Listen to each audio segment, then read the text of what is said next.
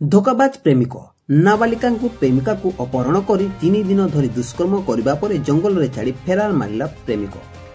नाबालिका मुमूर्ष अवस्था उद्धार कर पुलिस सहायतार डाक्तखाना भर्ती कले।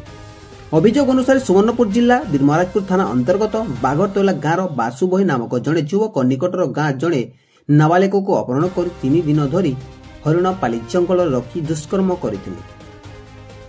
परे तांको जंगल भितर छाड़ी कुआड़े फेराल मारिथिले।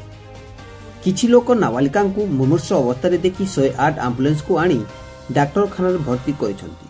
एने पीड़िता भौणी अभियोग क्रमे बीरमहाराजपुर थाना एक मामला रुजु कर पुलिस अधिक तदंत करुथिबा कहिसंती उपखंड पुलिस अधीक्षक।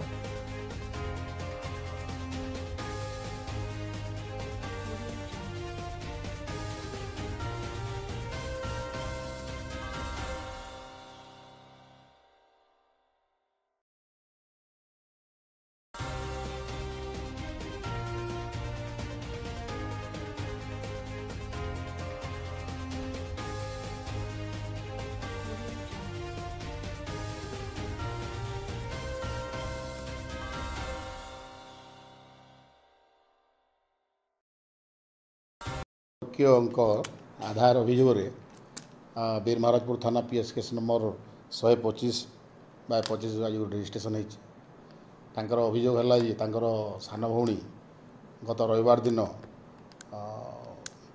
वासुदेव महाकुड़ नामक जड़े व्यक्ति मुदाला गत रविवार दिन ताकू अपहरण कर अपहरण कलापर सहित माने शारीरिक संपर्क रखी अभियोग बारंबार शारीरिक संपर्क रखी अभियोग हो तदंताधीन अच्छी तदंत करुँ मुदला को चेष्टा करुँ जमी हेरेस्ट कर फड़ कर।